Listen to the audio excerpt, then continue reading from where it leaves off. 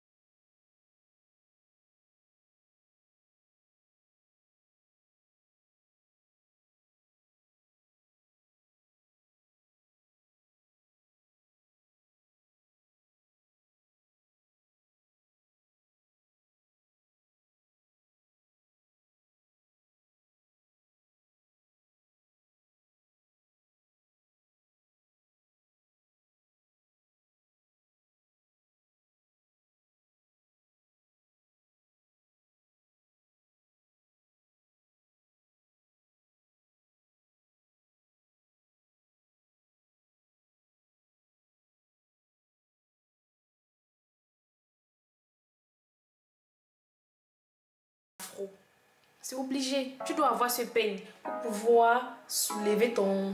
Tu vois? Do you know what I mean? Do you see? Do you see what I mean? Voilà. Même quand tu fais l'afro puff, donc c'est bien quand tu finis ton afro de...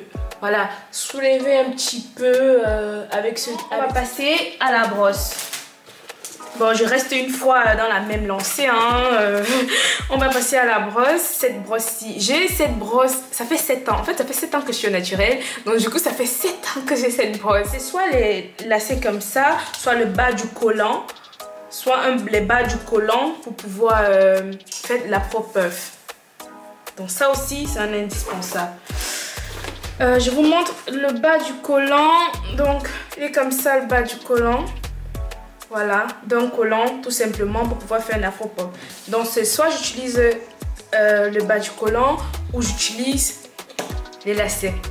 C'est lacets d'une tennis, voilà, pour faire un afro-pop. Voilà, donc quand moi je vais faire un afro-pop, voilà les indispensables. Donc aussi ce masseur, honnêtement c'est important. Lors du shampoing, quand vous appliquez le shampoing sur le cuir chevelu, vous prenez cette brosse même pendant 5 minutes. Vous prenez le temps de bien masser, Mais si vous n'avez pas vous ne l'avez pas, il n'y a pas de souci. Vous pouvez également utiliser vos doigts. Dans mes vidéos où je vous montre comment je fais mon shampoing, je mets juste la vidéo là. Vous verrez comment je l'utilise. foulard en satin. Soit un foulard en satin ou un chapeau en satin. Ok, le foulard en satin, j'aime bien ce foulard parce que ça ne quitte pas de ma tête quand je dors. Ça fait pratiquement 4 mois que je l'utilise. Je l'ai acheté sur Amazon. Une fois de plus, je vous mettrai le lien dans mon Amazon Store.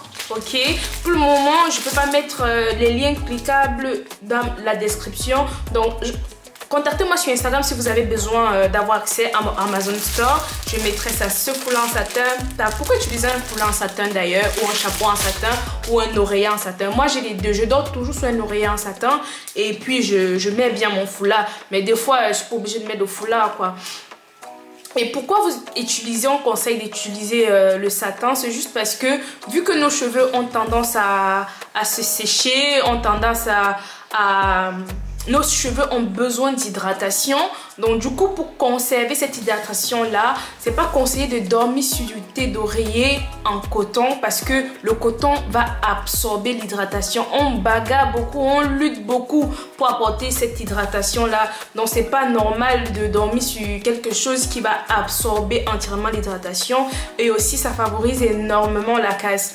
Donc je vous conseille de vous procurer soit un chapeau en satin, soit un foulard en satin ou un oreiller en satin, ok? Maintenant, je vais vous parler des chouchous. Si vous avez regardé mes vidéos précédentes, vous verrez que la go, elle est toujours en train de mettre ses cheveux par section. C'est très important. Les cheveux doivent toujours...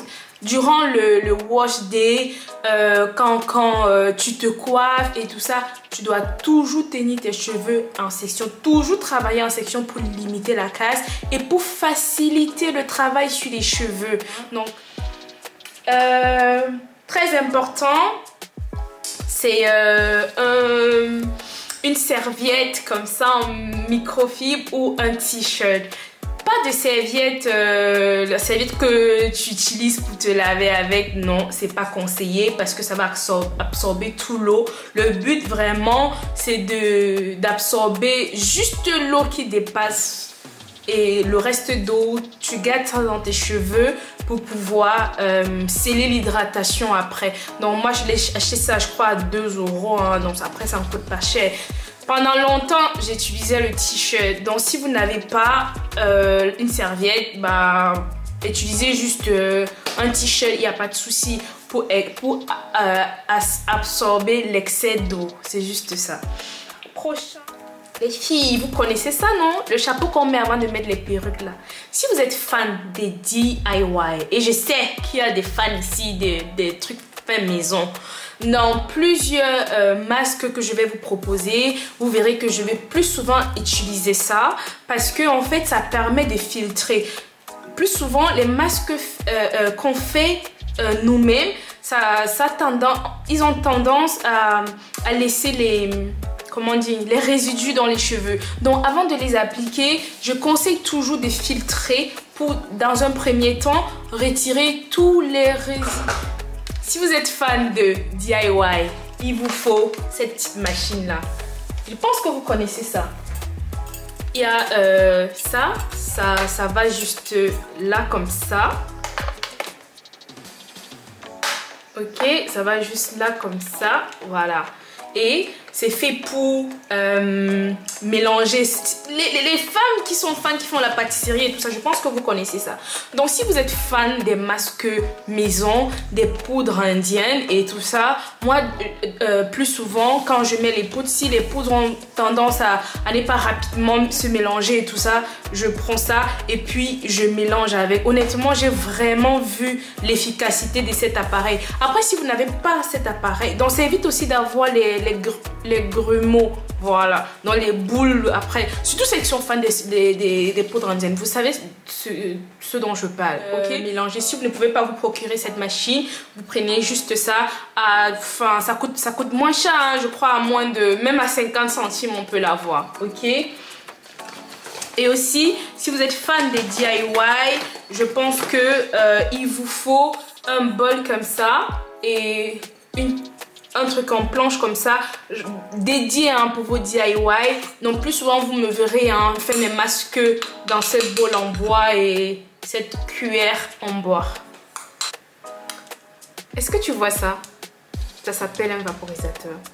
Tu dois absolument l'avoir.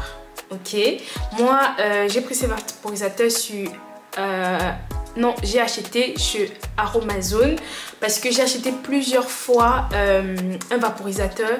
Attendez, si je trouve comment mettre le vaporisateur dans la vidéo, je vous mettrai ça pour que vous ne tombez pas dans le même piège, ok? Ces vaporisateurs, ça ne met pas long. Tu utilises quelques jours et puis on voit beaucoup ça sur Instagram et tout ça.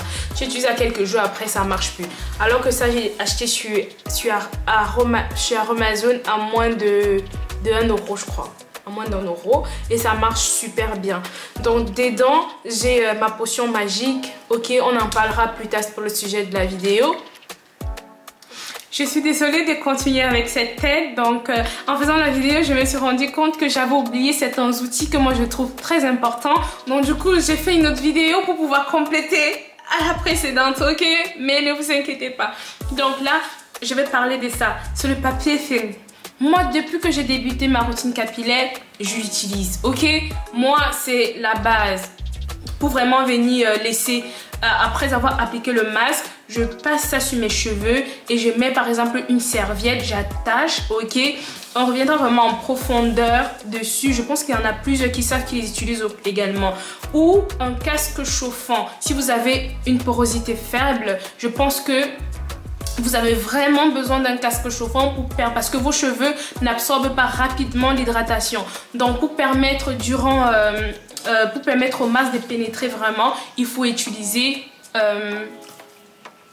un casque chauffant. Mais il y a d'autres options au casque chauffant que je vous montrerai.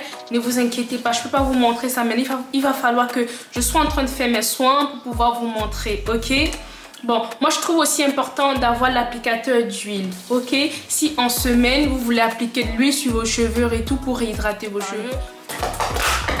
Et aussi, je trouve très important aussi pour moi de vous parler de cet outil. Cet outil, je l'utilise pour pouvoir appliquer mon pré-pou. Donc quand je fais un pré-pou au gel de lin ou à l'aloe vera, donc comme c'est un peu liquide et tout, donc ça me permet vraiment d'appliquer bien sur mes cheveux. Je l'ai acheté chez Aromazone à moins de... Donc pour moi, ça, ce sont les outils qu'il vous faut absolument dans votre routine capillaire, dans les must-have. Les must-have, ok? Donc, je viendrai avec une partie 2 pour vous parler vraiment des produits qu'il faut pour une routine capillaire. Pour moi, c'est vraiment important. Ça sert à rien de commencer à vous donner les astuces pour faire pousser les cheveux, Je sais que c'est ce que les gens veulent. Les astuces pour faire pousser... Non, moi, je ne parlerai pas de ça maintenant. Je veux vraiment que toi qui me suis, que tu puisses te construire une routine capillaire, fais tes soins capillaires.